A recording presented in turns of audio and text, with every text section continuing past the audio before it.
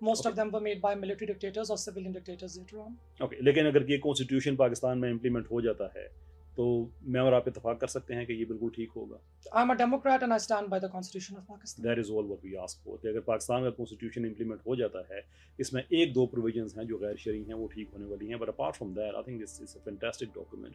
اگر وہ ہمیں عملی طور پہ نظر آ جاتا ہے، اینڈ آئی ایم گلیڈ کہ ہمارا اس چیز پہ اتفاق ہوا ہمارا. ناؤ آپ ایک بریفلی اپنا ورلڈ ویو دے سکتے ہیں اور ڈیر ایسے پاکستان ویو دے سکتے ہیں کہ اگر پاکستان میں سیکولرزم آ جاتا ہے، what would that Pakistan look like? Brilliant question, and I think that's an exercise in imagination and fantastical theories once again. But میں ذرا سا آپ کے سوال کو چیلنج کرنا چاہوں گی بیکاز یہ سوال مجھ سے ایک فرد سے پوچھا گیا ہے، ایک سیاسی کارکن سے نہیں پوچھا گیا.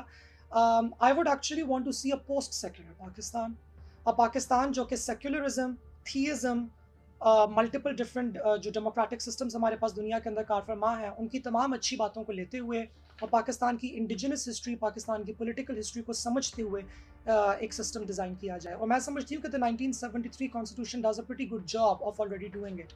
تو یہ جس پاکستان کا آپ نے مجھ سے سوال پوچھا ہے کہ یہ پاکستان دکھنے میں کیسا ہوگا، میں یہ سمجھتی ہوں کہ یہ ایک ایسا پاکستان ہوگا جہاں پہ فرسٹ اینڈ فارموسٹ ایک ٹروتھ اینڈ ریکنسیلیشن کمیشن بنایا جائے گا، جہاں پہ حق اور مفاہمت کی بات کی جائے. وہ تمام مظالم جو پاکستان کی بیشتر عوام پہ ڈھائے گئے ہیں، پاکستان کی ریاست کی جانب سے، پاکستان کی عوام کی جانب سے، اور باقی ریاستوں پہ اور باقی افراد پہ جو کہ ہمارے بارڈرز کے باہر رہتے ہیں، وہاں پہ جو تمام قدغن یہ مظالم جو پاکستان کی طرف سے ڈھائے گئے ہیں ان کو سچائی کے ساتھ ان کا سامنا کیا جائے اور ایک ریکنسیلیٹری، مفاہمتی اور ایک ریپریٹیو پاتھ وے ڈیزائن کیا جائے جس کے اوپر ہم لوگ چل کے آگے جا سکیں. اور میں یہ سمجھتی ہوں کہ یہ سسٹم سیکولر کہنا تو ذرا سا دشوار ہوگا، میں پوسٹ سیکولر کہنا چاہوں گی، لیکن یہ سسٹم ایک ایسے کنٹری کے اندر ہی پاسبل ہے جہاں پہ ریلیجن کی اور اسٹیٹ کی سیپریشن ہو.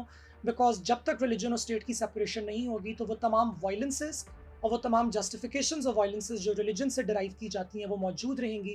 تب تک ہم ایک آنیسٹ ٹروتھ اینڈ ریکنسیلیشن کے پاتھ وے کی طرف نہیں جا سکتے. Make it very clear. میں نے بڑی کوشش کی ہے میں آپ کے جواب کو فالو کروں. آئی مین ریلیجن کی اور اسٹیٹ کی سیپریشن ہونی چاہیے لیکن یہ سیکولرزم نہیں ہوگا. Pardon? Is that the argument کہ ریلیجن اور اسٹیٹ کی سیپریشن تو ہو لیکن یہ سیکولر نہ ہو؟ نہیں، میں نے یہ تو نہیں کہا، میں نے پوسٹ سیکولر کی term use What does that even mean?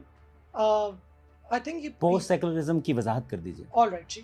Post secularism ہم لوگ ایک ایسی فلاسفی کو کہتے ہیں، ایک پوسٹ ماڈرنسٹ فلاسفی ہے جو کہ یہ بلیو کرتی ہے کہ secularism although it was an attempt at good governance، اس کے اندر اپنے کسی قسم کے فلاز موجود ہیں جس کی وجہ سے ہمیں ایک post secular system of governance کی طرف جانا چاہیے.